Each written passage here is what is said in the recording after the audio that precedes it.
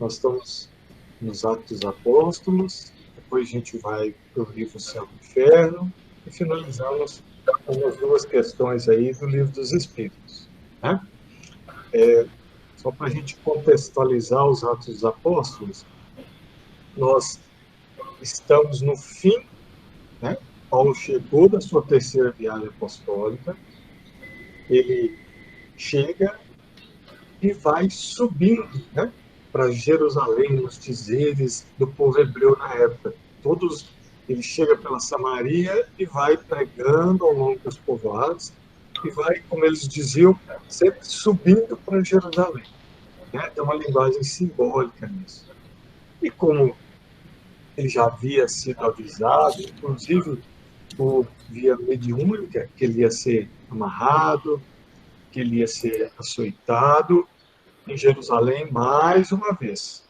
Paulo chega e os judeus começam a agredi-lo nas ruas, né? E dois tribunos romanos resgatam Paulo dessas agressões, que provavelmente senão eles teriam matado Paulo ali. Resgatam Paulo e Paulo pede a um desses tribunos para que ele fale ao povo, para se defender, para mostrar que aquelas agressões, em função dos judeus acharem que ele era um traidor, né, porque ele entendeu que Jesus era o Messias, então os judeus o agrediam por isso, porque eles achavam que Paulo era um traidor, que Paulo era um herege, porque Paulo aceitou Cristo, entendeu que o Cristo era o Messias, coisa que a imensa maioria dos judeus não entendeu dessa maneira. Então ele é açoitado e ele faz um belo discurso, e aí ele faz em hebraico, né? Que Paulo era culto, né? Era muito estudado, e o povo fica maravilhado, porque ele começa a contar o que aconteceu a Paulo quando ele se encaminhava para Damasco, para perseguir cristãos. Na verdade, ele perseguia principalmente Ananias, que era um cristão que foi muito próximo de Abigail. E o alvo principal dele era Ananias. E quando ele chega em Damasco, ele tem a visão, né, da luz.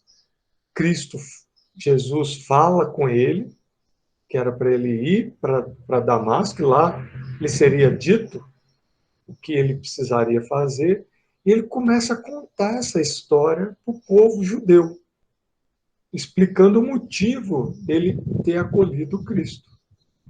E dentro desse diálogo nós vamos chegar na fala de Ananias para Paulo. Então, na verdade, Paulo está em Jerusalém, sendo agredido pelo povo, pelos judeus, e ele faz um discurso em hebraico, e dentro do discurso ele conta esse acontecido de Ananias com Paulo. E essa frase que a Andrea vai falar hoje está dentro desse diálogo do Ananias com Paulo. Certinho? Vamos lá então, André? Seu microfone. Isso, beleza.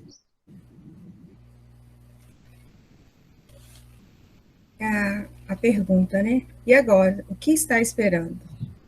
Um desafio. Eu vou só ler o primeiro parágrafo aqui, tá, Luciano? Tá certo. Relatando à multidão sua inesquecível experiência às portas de Damasco, o apóstolo dos gentios, né? Gentios é o povo não judeu, é isso? Isso. Os pagões, né? Conta que, em fase da perplexidade que o defrontara, perguntou-lhe Ananias, em advertência fraterna: e agora, o que te detens? Então, quando a gente assimila o conhecimento da realidade espiritual, que passamos a fazer como Paulo fez, percorreu o seu caminho, e que possamos percorrer o nosso caminho, né? Fazendo algo a respeito. Que nós temos o poder de despertar sementes, e que algumas demoram a despertar, né? Outras vão despertar só daqui a 1000 anos, na é verdade. Então, o que eu quero deixar, né? O que eu entendi que a gente tem que amar, trabalhar, esperar e perdoar. E que Paulo percorreu o caminho dele, que possamos percorrer o nosso.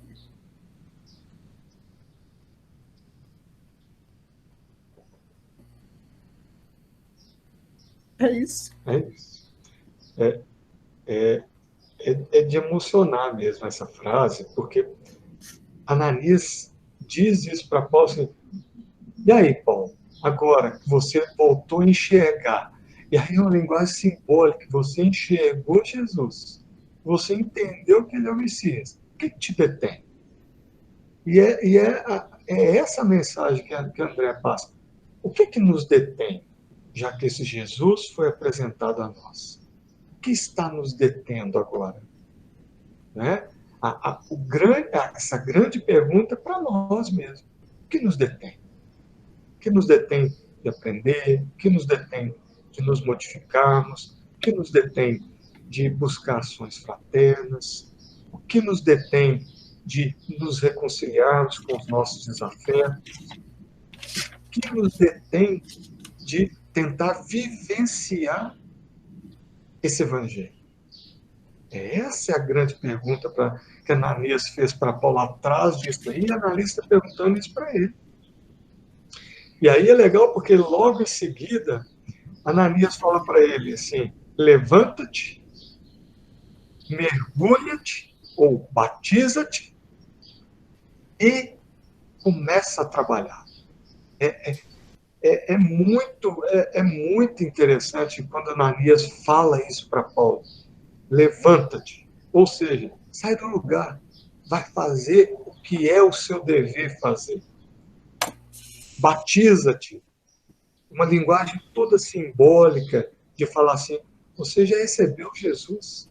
Então, modifica-se por dentro.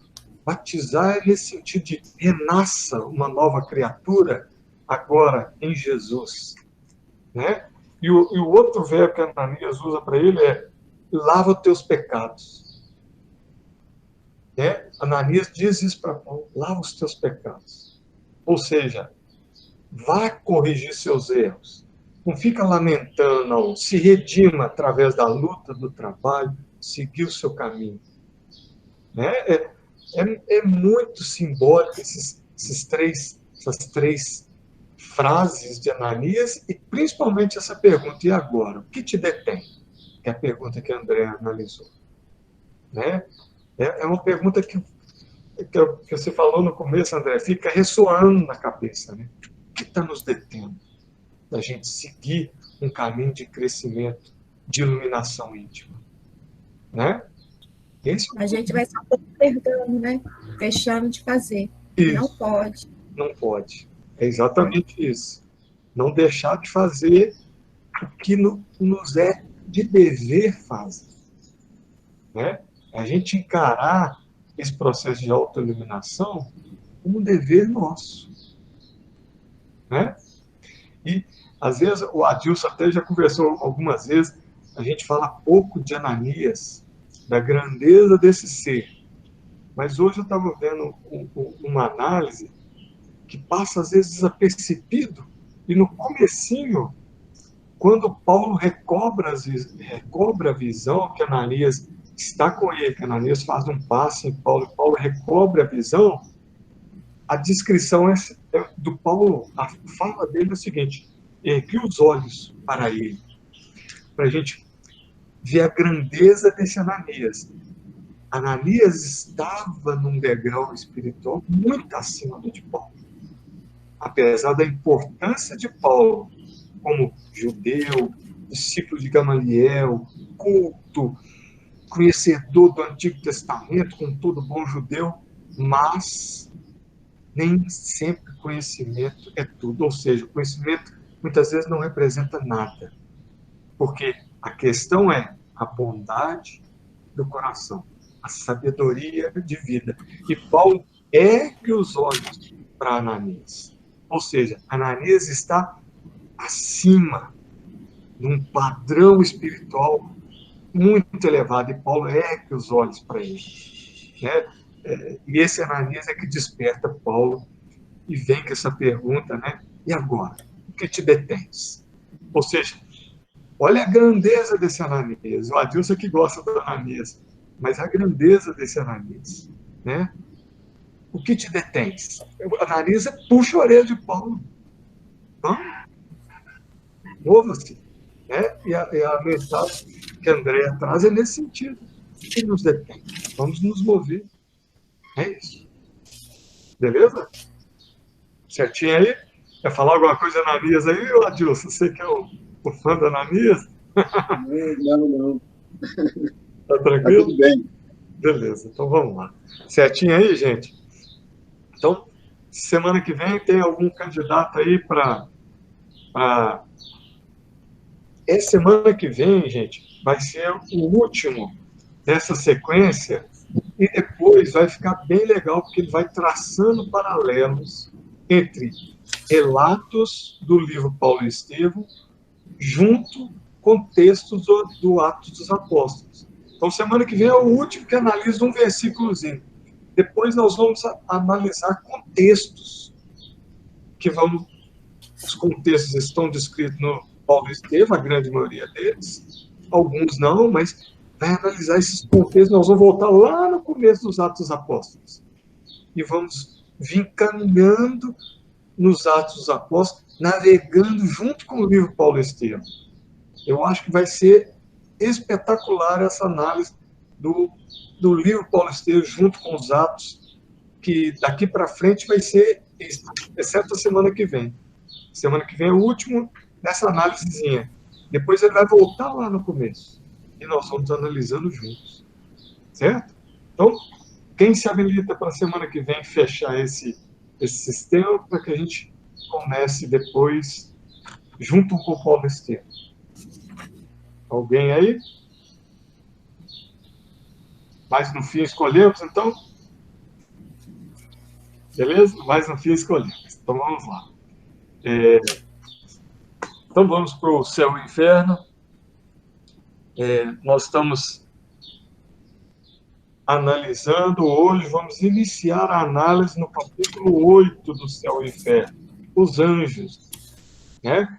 Então Kardec vem com a análise lá do paganismo, dos deuses, vem falando do inferno cristão, do inferno pagão, depois vem fazendo uma análise profunda da visão da vida futura do Espiritismo, como o Espiritismo vê essa vida futura, e agora ele chega nos anjos. Então ele vai conversar primeiro sobre os anjos, depois sobre os demônios.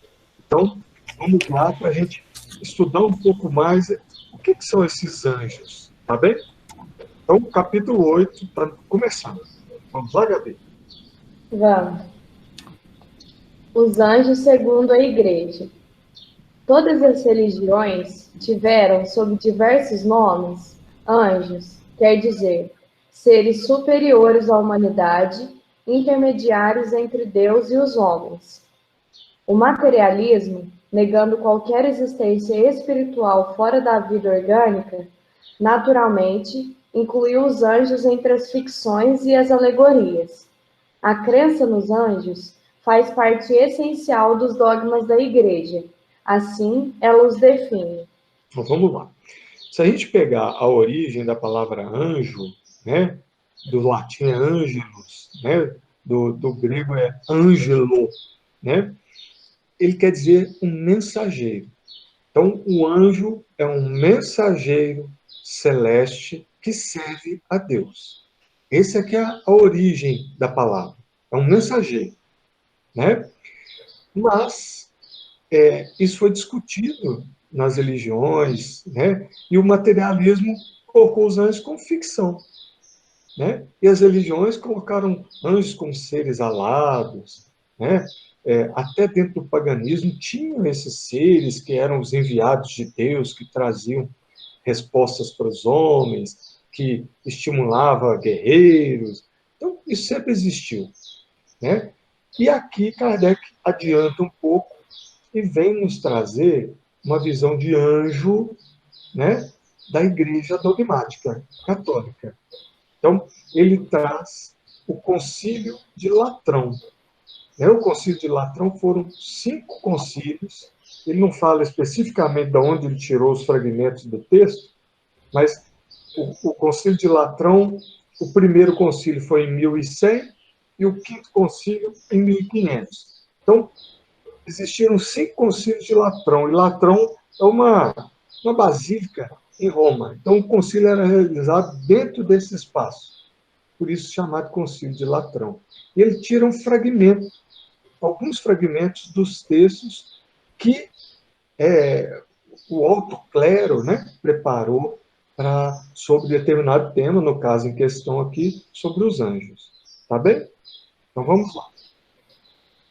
Cremos firmemente, diz um concílio geral e ecumênico, que é o concílio de Latrão, que o Luciano já falou, Isso. que não há senão um verdadeiro Deus, eterno e infinito, o qual, no princípio dos tempos, criou do nada todo o conjunto, uma e outra criatura, a espiritual e a corporal, a angélica e a mundana, e em seguida formou como intermediária entre as duas a natureza humana, composta de corpo e espírito. Beleza, vamos mais um pouquinho. Tal é, segundo a fé, o plano divino das obras da criação, plano majestoso e completo, como convinha a sabedoria divina. Assim concebido, oferece aos nossos pensamentos o ser em todos os graus e em todas as condições. Na mais elevada esfera, aparecem a existência e a vida puramente espiritual.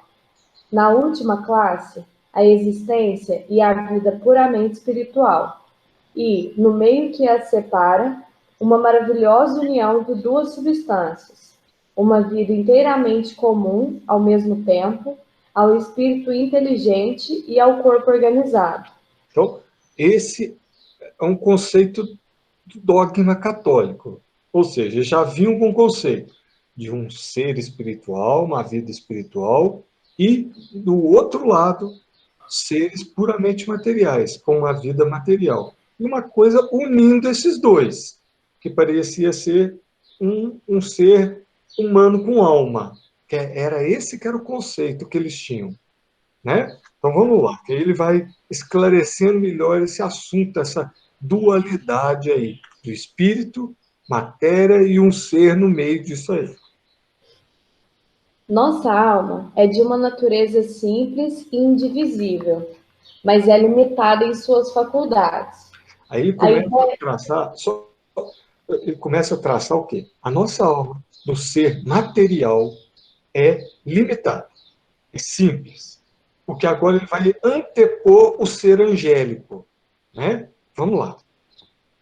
A ideia que temos da perfeição nos faz compreender que pode haver outros seres simples como ela e superiores pelas suas qualidades e seus privilégios. Pode continuar esse parágrafo? Uhum. Ela é grande e nobre, mas está associada à matéria, servida por órgãos frágeis, limitada em sua ação e em seu poder. Somos nós. Nós temos uma alma, temos um corpo, mas é limitado em qualidades, limitados em grau de compreensão. Somos nós, a parte mais inferior. Vamos lá. Por que não haveria outras naturezas, mais nobres ainda, livres dessa escravidão e desses entraves, dotadas de uma força maior e de uma atividade incomparável? Antes que Deus houvesse colocado o homem sobre a terra para conhecê-lo, amá-lo e servi-lo, não teria já chamado outras criaturas para comporem a sua corte celestial e adorá-lo na morada da sua glória? Deus, enfim, recebe das mãos do homem o tributo da honra e da homenagem desse universo. É de admirar que receba das mãos do anjo o incenso e a oração do homem? Se, pois os anjos não existissem, a grande obra do Criador não teria o coroamento e a perfeição de que seria suscetível. Este mundo, que atesta sua onipotência, não seria mais a obra-prima da sua sabedoria. Nossa própria razão, embora fraca e débil, facilmente poderia concebê-lo mais completo e mais perfeito. A gente parece até uma coisa infantil, né?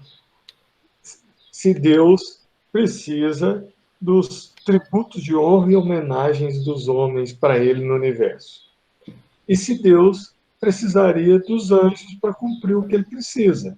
Uma coisa extremamente infantil, mas no linguajar da época, eles entendiam que sim, que esse toque final, os anjos é que davam, né? E que Deus ficava satisfeito com isso, né? Que o universo não teria ou não seria perfeito, equilibrado, com regras que regem esse universo, se não fossem esses anjos. Mas a ideia que eles querem passar é o quê? Que existe nós, seres muito materializados ainda, se a gente trocar para a linguagem espírita, seriam nós, seres materializados ainda com uma alma, e seres muito superiores a nós, muito mais próximos de Deus, já capazes de compreender e serem intermediários entre Deus e nós. Seriam o que hoje nós chamamos de espíritos puros. Então, seriam espíritos puros e espíritos superiores, né? Que Deus usaria deles para se comunicar conosco, né? Dependendo da necessidade de cada um de nós. Então, Oi. Mas então, de todo jeito, não necessita desses seres mais elevados para que Deus possa passar as suas mensagens para nós? Porque Deus... a gente ainda não tem condições evolutivas de captar isso diretamente de Deus. Deus utiliza-se desses seres, né? São os mandatários de Deus. E desde o começo da criação, se a gente volta lá na Gênesis, a gente até ri de mim quando eu volto lá na Gênesis, mas é que a Gênesis está ligada nisso tudo. No momento da criação, Deus fala dessa maneira, façamos, ele usa no plural, façamos o homem à nossa imagem e semelhança. Porque Deus estava com seus espíritos puros, e o seu pensamento irradiava para esses espíritos, e esses espíritos eram os verbos de Deus. Então, sim, Deus utiliza desses anjos, desses seres superiores, de nossos mentores, para que a mensagem chegue a cada um de nós. Mas aqui é só a linguagem do concílio até agora. A única diferença, então, é que eles criam como um ser à parte. E a doutrina espírita explica como seres que foram evoluindo, chegaram ao grau de espíritos puros, e que a gente também vai chegar nesse grau de espíritos puros. Agora, Kardec vai trazer para a análise dos pensamentos da doutrina espírita. Então, o que Kardec organizou? Nós temos espíritos imperfeitos, somos nós aí. Depois nós temos de terceira classe, somos nós. Depois nós temos espíritos de segunda classe. E depois nós temos espíritos puros. Então, Kardec organizou dessa maneira, né? E a gente vai percorrendo essas classes, adquirindo cada vez mais conhecimentos, adquirindo bondade, adquirindo dons, aptidões, e vamos subindo de classe, até que nós cheguemos a ser, um dia, espíritos puros. Esse é que é o nosso caminho evolutivo. Quando a gente fala em evolução, em progresso, lei do progresso, nós estamos falando exatamente disso. Nós saímos de seres imperfeitos e irmos galgando esses degraus, né, dessa escada evolutiva que cada um de nós tem que percorrer, tem que subir. Nós temos que ascender até que nós cheguemos a ser espíritos puros. Certinho? Beleza? Ficou claro aí agora? É porque essa visão era uma visão da igreja, dogmática. Agora nós vamos com análises muito mais próximas do que a doutrina espírita pensa. Vamos lá.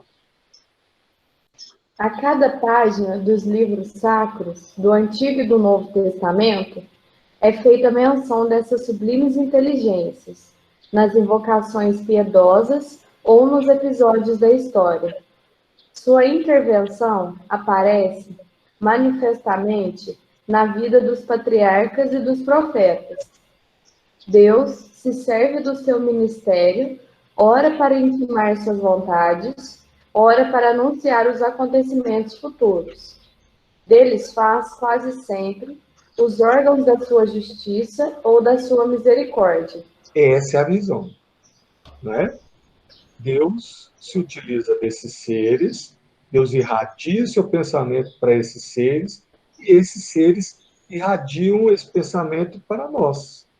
E aí nós ficamos, aos poucos, vamos aprendendo o que Deus quer que nós aprendamos. Nós vamos fazendo o que nos cabe dentro da nosso processo evolutivo, ou da nossa missão enquanto seres encarnados. Certinho? Vamos lá.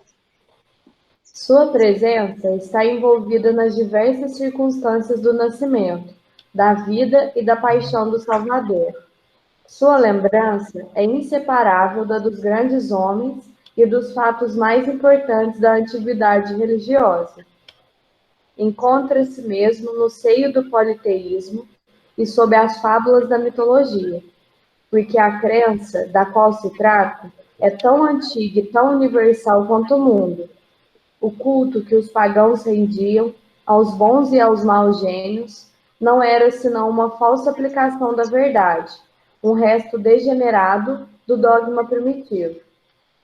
Beleza, vamos lá.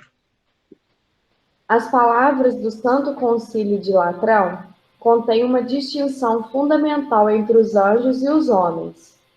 Elas nos ensinam que os primeiros são espíritos puros, ao passo que estes são compostos de um corpo e uma alma. Quer dizer que a natureza angélica se sustenta por si mesma, não somente sem mistura, mas ainda sem associação real possível com a matéria, por leve e sutil que se supõe. Ao passo que a nossa alma, igualmente espiritual, está associada ao corpo, de modo a não formar com ele, senão uma única e mesma pessoa, e que tal é essencialmente o seu destino. Então, o que Kardec fala com essa frase? Que os seres puros, os seres angélicos, né, eles têm uma vida puramente espiritual. Eles não têm necessidade de um corpo físico, apesar de, eventualmente, um ser puro desse vem encarnar, né? Como João disse no comecinho do seu evangelho, e o verbo se fez carne e habitou entre nós. Quem é esse verbo? Jesus. Jesus.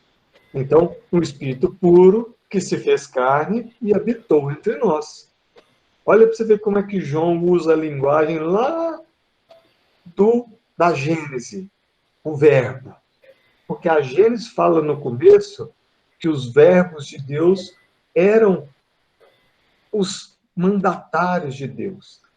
Deus era o pensamento e os verbos a ação, né? E João se usa disso, se utiliza disso. Ele traz que o verbo se fez carne e habitou entre nós. Então, eventualmente, um ser angélico, um ser puro, vem e se faz carne, como missionários. Mas fora disso, a vida deles é puramente espiritual. Eles não têm mais necessidade de reencarnar em mundos físicos como o nosso, né? Enquanto nós precisamos de um corpo físico e temos também uma alma, um espírito, né? Porque é o ser que comanda esse corpo físico. Então, essa que é a pequena diferença nossa para os seres puros. Certinho? Ou seja, o nosso grau de inferioridade. Que a gente ainda precisa desses corpos físicos para a gente aprender muitas coisas ainda antes de termos uma vida puramente espiritual. Certinho? Então vamos lá. Luciano, Oi? mas o fato desses espíritos bem evoluídos não necessitarem mais de uma condição, vamos pensar, encarnatória, né, deles se manifestarem num corpo material, isso não tira a necessidade do trabalho contínuo do espírito. Porém, em outras, né, configurações, né, já são outros trabalhos, mas o espírito está sempre em constante movimentação pelo aprimoramento de si mesmo e dos demais, né? Sim, o trabalho é constante. Né? Não existe ociosidade no universo. O trabalho é contínuo. O trabalho ele é sempre. Meu pai trabalha até hoje. Então, se o pai trabalha, por que os anjos, né, os espíritos não vão trabalhar? Eles têm uma atividade muito intensa, só que é uma atividade completamente diferente da nossa atividade num plano material. Né? Mas o trabalho, a atividade, é regra do universo. Vamos lá? Enquanto dure essa união tão íntima da alma com o corpo, essas duas substâncias têm uma vida comum e exercem uma sobre a outra uma influência recíproca. A alma não pode se libertar inteiramente da condição imperfeita que disso resulta para ela. Suas ideias lhe chegam pelos sentidos, pela comparação de objetos exteriores e sempre sob imagens mais ou menos aparentes. Daí vem que ela não possa se contemplar a si mesma e que não possa se representar, Deus e os anjos, sem lhe supor alguma forma visível e palpável. Por isso, os anjos, a fim de se fazerem ver pelos santos e pelos profetas, deveram recorrer a figuras corporais. Mas essas figuras não eram senão corpos aéreos, que faziam mover sem se identificarem com eles, ou atributos simbólicos em relação com a missão da qual estavam encarregados. Então, isso aqui é muito típico nosso. Como os nossos sentidos, né, visão, audição, nossos sentidos ainda são muito grosseiros, nós não conseguimos perceber a sutileza de uma energia eletromagnética do pensamento, ou percebemos de uma maneira muito ainda primitiva, a gente sempre precisa criar imagens, né? Para que uma coisa palpável, para que os nossos sentidos consigam entender que a gente vive procurando uma imagem para Deus, uma imagem para determinado anjo, para que a gente entenda e consiga transformar esse ser que é vaporoso, vamos dizer assim, com uma vida puramente espiritual, num ser que a gente consiga compreender. E esses seres angélicos se utilizam muitas vezes dessas formas, né, plasmadas, para que a gente compreenda o que eles querem que a gente precise fazer. Né? E aí, com formas plasmadas, eles se apresentam a nós, para que a gente veja, para que a gente compreenda, para que seja uma comunicação direta, assim, bem grosseira mesmo, muito diferente da comunicação que a gente pensa, que imagina como deva ser no mundo puro. Você imagina. Uma comunicação no mundo puro não tem interferência. É uma conexão direta de pensamento para pensamento. Né? A gente aqui, quando a gente fala, a coisa já dá errado. Né? Um entende de um jeito, o outro entende de outro, a compreensão é muito diferente. Agora, no mundos puros, ou entre os espíritos puros, essa transmissão é perfeita. Não tem, eu entendi errado, eu não compreendi bem, não existe isso lá, não. Só que isso está tão longe da gente que muitas vezes esses seres se materializam, plasmam, se materializam para que eles se comuniquem conosco, para que a gente consiga entender. Certo? Ô, Luciano, isso das figuras corporais entra naquela mesma linha da gente querer dar nome para tudo, né? Que eles sempre falam, vocês chamam do que vocês acharem melhor aí, mas lá não tem essa denominação para tudo, né? Vocês chamam desde que vocês entendam do que vocês estão falando. Né? A ideia é essa. Vocês querem dar nome? Dê o nome, mas a ideia vocês precisam compreender. Vocês podem dar o nome que vocês quiserem, mas a ideia é essa. Isso é que é importante deles. É a ideia. E a gente tenta materializar isso com nomes, com essas coisas que a Gabriela falou aí. Beleza? Vamos lá. Seu ser e os seus movimentos não estão localizados e circunscritos em um ponto fixo e limitado do espaço. Não estando ligados a nenhum corpo, não podem ser detidos e limitados, como somos, por outros corpos. Eles não ocupam nenhum lugar e não preenchem nenhum vazio. Mas do mesmo modo que a nossa alma está inteiramente em nosso corpo e em cada uma das suas partes, assim também eles estão inteiramente e quase simultaneamente sobre todos os pontos e em todas as partes do mundo. Olha para você ver. O que Kardec chamou isso aqui? Quando ele fala de irradiação. Né? Que espírito puro pode se apresentar num monte de lugar. Porque eles têm essa capacidade. Eles não ficam circunscritos. A ideia, o pensamento deles percorre o universo. Né? Então, a gente poderia dizer que quanto mais evoluído, mais eterizado, né, o espírito, e daí os cristos, né, os anjos ou espíritos puros, que eles seriam somente energia de pensamento, assim. Tanto é que quando eles se apresentam para nós, por exemplo, a gente só consegue enxergar uma luz, digamos assim. Olha para você ver. Esse é o exemplo. Nós precisamos de uma imagem. A gente busca uma imagem. Então, de repente, ele se apresenta uma luz. Porque a gente busca isso. Né? A gente quer alguma coisa palpável. Né?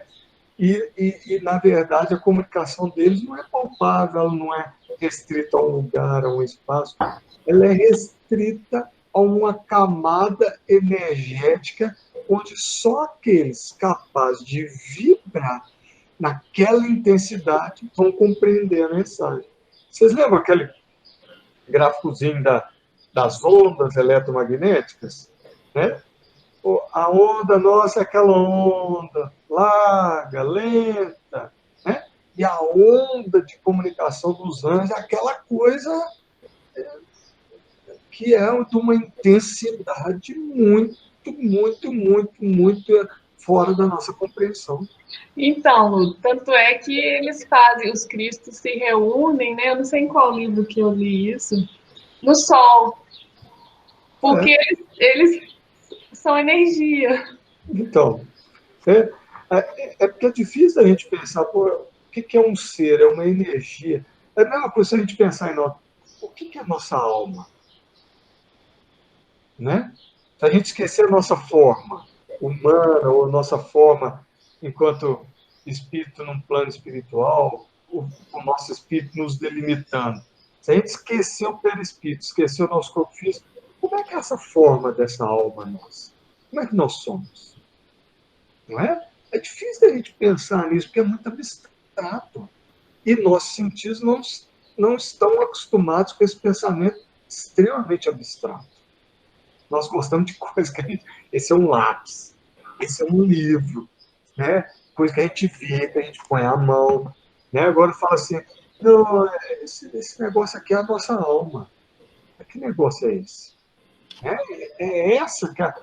O Espírito Puro nós estamos tão distantes deles que a gente não consegue compreender o que é uma vida de Espírito Puro. Como funciona a mente, um corpo mental do Espírito Puro. Né? Como é que a comunicação no mundo de espírito puro. Não é? Vocês imaginam isso? Se a gente fica maravilhado com Wi-Fi, internet, né? Internet 4G, 5G, você imagina o que é uma comunicação de espírito puro? Quantos G são isso? Né? Vamos lá. Mais rápidos do que o pensamento, podem estar por toda parte, num piscar de olhos, e aí operarem por si mesmos, sem outros obstáculos aos seus desígnios, a não ser a vontade de Deus e a resistência da liberdade humana. Olha para você ver que legal isso. Não tem obstáculo para espírito puro. Qual que é o limite dele? A vontade de Deus. Deus põe o limite. E do outro lado, o respeito ao nosso livre-arbítrio. Olha como isso é grandioso. Né? Deus, de um lado, limita, porque eles seguem a vontade de Deus, eles estão intimamente ligados a Deus. Né? Eles percebem o pensamento divino e são os verbos de Deus. Mas, do outro lado, nós, espíritos imperfeitos, materializados, é o outro limite deles, porque eles respeitam o nosso livre-arbítrio. Eles respeitam o que nós queremos fazer, a nossa razão. Olha que coisa mais interessante, a grandeza desses seres. Eles nunca vão invadir o nosso livre-arbítrio, a nossa razão. Né? Eles podem tentar de muitas vezes, muitas maneiras, nos conduzir para esse ou para aquele caminho, nos tirarmos desse ou daquele caminho. Mas nós é que vamos decidir o que fazemos. Né? Aí volta naquela pergunta que a Andréa fez no início. O que nos detém? De sermos dóceis a esses seres que só querem o nosso bem. O que nos detém? De nos entregarmos a esses seres que querem que a gente cresça, que a gente participe, que a gente comungue com eles dessa vida plena, livre, ligada a Deus. Né? Vamos lá. Vamos lá, Gabi. Vai continuar nesse livro, Luciano? Vamos deixar para a semana que vem, né? Que aí a gente faz o livro dos Espíritos, pode ser? Pode. Então a gente para aqui. Enquanto somos condenados a ver as coisas externas, certinho? Isso. Beleza. Aí semana que vem nós começamos daqui.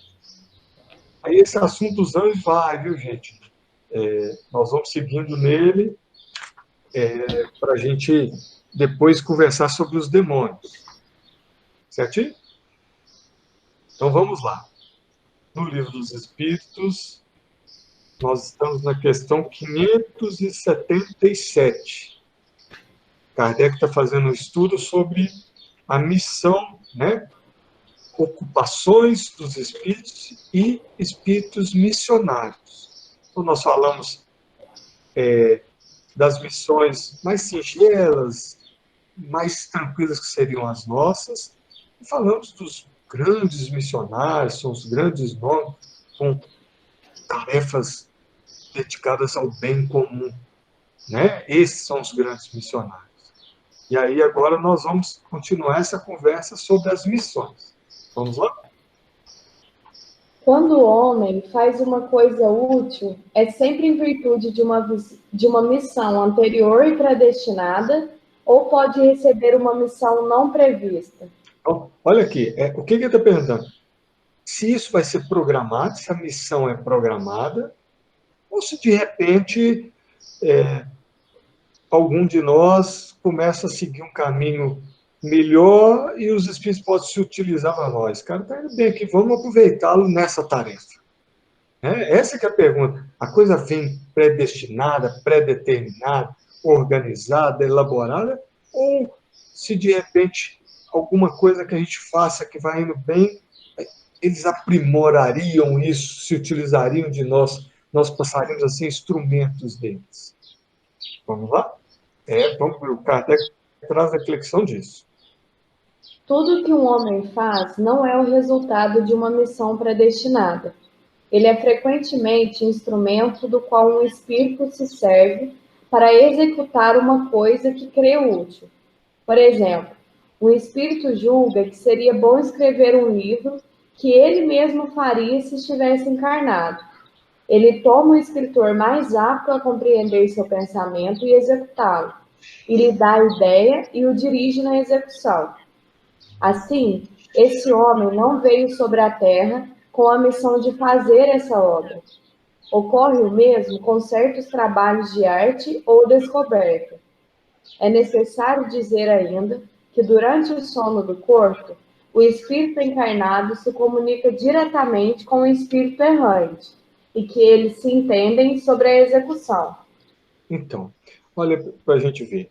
Não há um predeterminismo inflexível, né?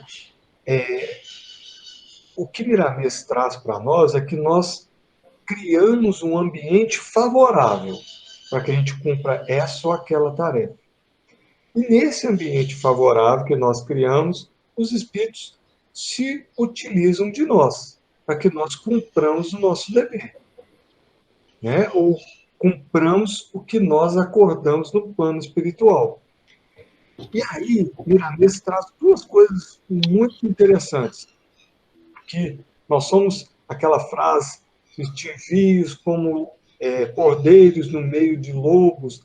Nós somos colocados nesse meio de lobos, né? Ou em meios adversos, para que a nossa capacidade de resistir e nossa determinação seja testada. Miramês põe isso. E Miramês põe mais a segunda coisa interessante, que aqueles que vão seguir o caminho do bem, eles vão ser perseguidos pelos contraditores. Não tenhamos dúvida disso. Miramês põe isso. E isso faz parte do nosso processo de crescimento espiritual.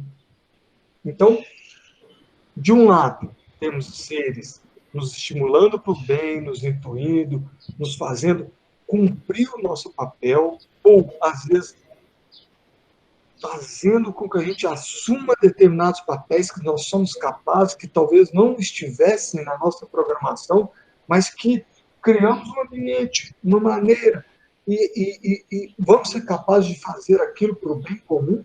Eles se utilizam de nós, mas temos também os outros seres que estão para nos atrapalhar, que muitas vezes não são nossos inimigos, mas não querem que o bem prevaleça. Não é que eles sejam nossos obsessores, os nossos adversários. Algumas vezes sim, mas outras vezes não. Eles são adversários das coisas boas, do bem. E aí é preciso que a gente tenha firmeza para que a gente vença num ambiente um pouco hostil, né? E aí a grande coisa da doutrina espírita, que a doutrina espírita nos dá conhecimentos, nos traz informações, nos estimula a desenvolver nossas capacidades morais, para que nós nos tornemos bons instrumentos e para que nós tenhamos também capacidade de resistir a essas investidas dos que querem nos prejudicar. Né? A bênção da doutrina espírita, que é alicerçada no Evangelho, é isso. De um lado, a gente entender que isso acontece. Há perseguições, há dificuldades, há espinhos, o caminho é pedregoso. Mas do outro, há seres que nos estimulam, que nos intuem, que querem que nós cresçamos. E a doutrina espírita e o Evangelho nos trazem a base moral, ético-moral, para que a gente siga um caminho virtuoso, né? Para que a gente cumpra a nossa missão, ou nossa tarefa, ou nossos trabalhos, né? Que a gente seja instrumento desses seres mais elevados que querem a nossa melhora espiritual. Beleza? Ficou claro aqui, gente? Tá tranquilo? Beleza. Então vamos lá. A 578, pode ir, Gabi? Aham.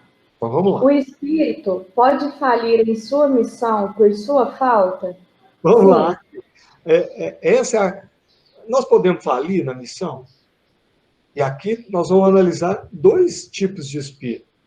Espírito nobre, né? Pode falir? Espírito imperfeito pode falir? Vamos lá, vamos conversar sobre isso. Sim, senão é um espírito superior. Quais são, para ele, as consequências?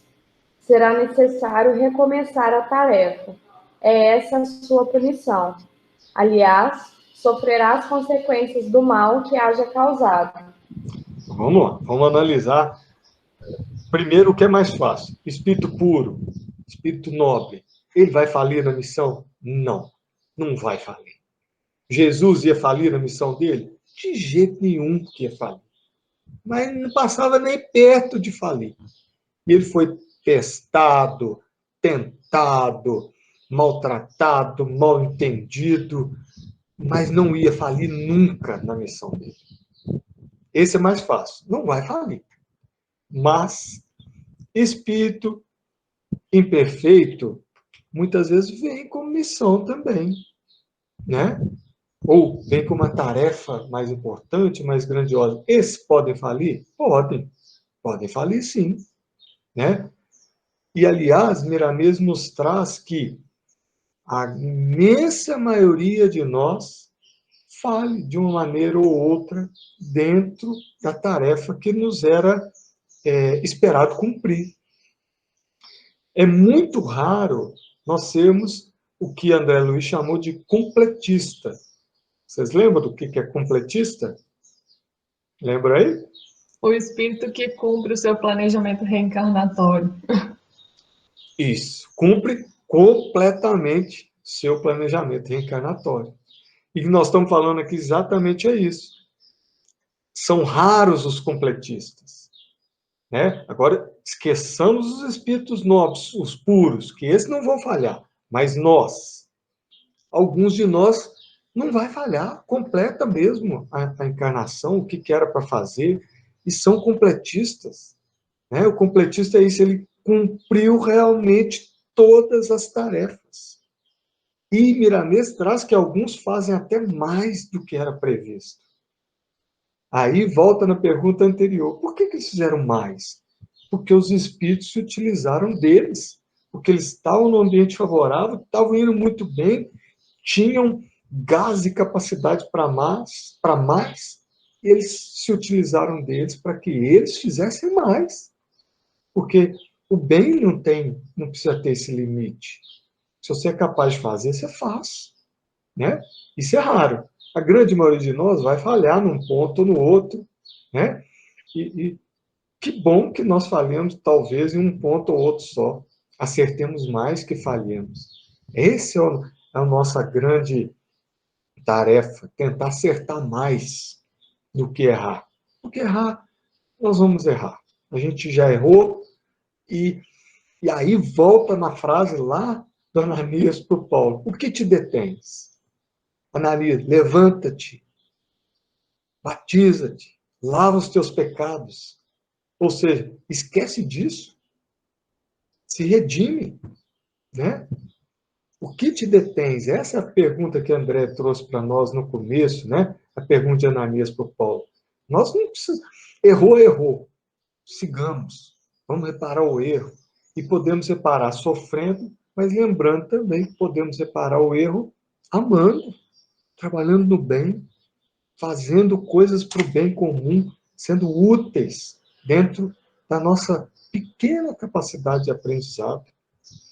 E a nossa tarefa, a gente precisa lembrar, vai começar com pequenas mudanças na maneira de pensar, na maneira de falar, na maneira de agir, com pequenas mudanças que nós vamos ganhando caixa, nós vamos ganhando capacidade de resistir e de fazer coisas. Né? Então, é isso que Miramês nos traz. E ele traz mais uma vez, como ele trouxe na pergunta anterior, que o Espiritismo é uma fonte muito importante de ajuda para nós, porque traz esse entendimento amplo da nosso objetivo final de vida, da nossa iluminação enquanto espíritos. Certinho? E aí, vamos lá, a segunda pergunta que ele fala. E aí? Fizemos errado, vamos embora. Chega lá no plano espiritual para o nosso mentor fala, não deu. Não consegui, isso aqui eu deixei para trás. Aí a gente vai pensar que o nosso mentor fala, não, filho, tudo bem, fica assim mesmo. Não, então vamos preparar aqui, para você se preparar melhor, porque você vai voltar na próxima, para você terminar a tarefa que você não fez. Porque essa tarefa é sua. Não vai ninguém lá para terminar uma tarefa que é minha, que é sua.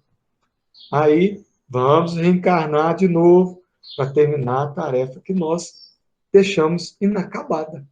Essa é a resposta da segunda nos dizeres de Miramês. A gente volta para acabar o que deixamos pela metade. Certinho? Ficou claro aí, gente? Beleza? Então vamos lá. Não vai dar não, né? Acho que não. Não vai dar Minha não. internet caiu, aí eu tô pelo da minha mãe. Mas eu acho que não dá mesmo, não, Luciano. Tá. Essa é grandinha. É grande, tá. Então, semana que vem a gente começa na 579, certo? Vamos ver quem que... Escolhe uma aí, Vanessa. Quem que faz o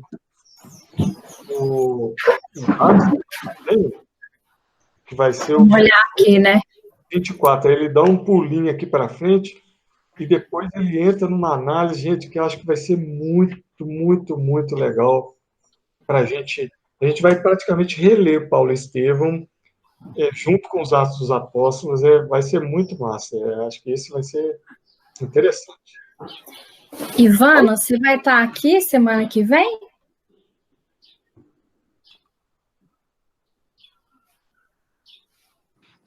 Oi, Vanessa. Eu vou estar, mas eu estou bem apertada do trabalho essa semana. Eu voltei de férias, eu estou com um calhamaço de serviço que você não imagina. Eu estou apertada, depois eu pego. Deixa eu só colocar minhas coisas em dia. Vamos lá. Quem faz aí, gente? Espontaneamente? nós vamos com chicote, Luciano. Olha a frase aí da André. O que nos detém, hein? Tayana, Viviane, Lucas aí, ué. Adriane, Lucas.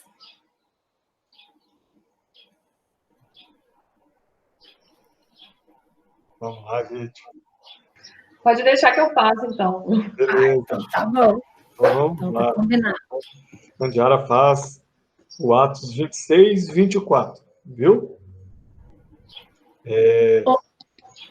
Certinho? Sim, certinho. Beleza. Então, vamos fazer nossa oração para a gente finalizar aí. Vamos lá? Posso pedir para a aniversariante do dia, para ela fazer uma prece para nós? Vamos lá. Pode ser, Andy? Pode. Então, vamos lá. Vamos, então, encerrar esses momentos, agradecendo, Pai, por mais esse dia de vida,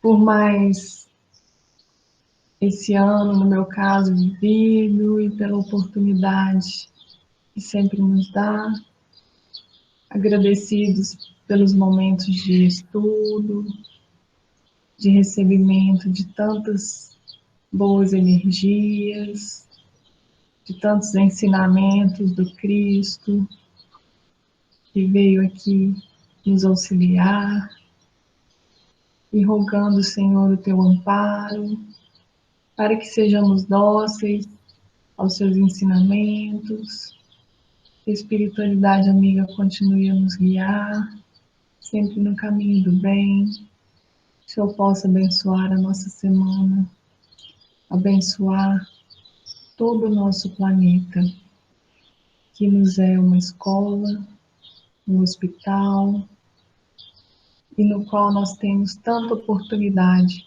de crescimento espiritual. Que assim seja. Assim sim. Assim seja. É isso aí, gente. Boa tarde a todos, obrigado pela paciência, pela companhia, né? Que possamos estar juntos aí domingo.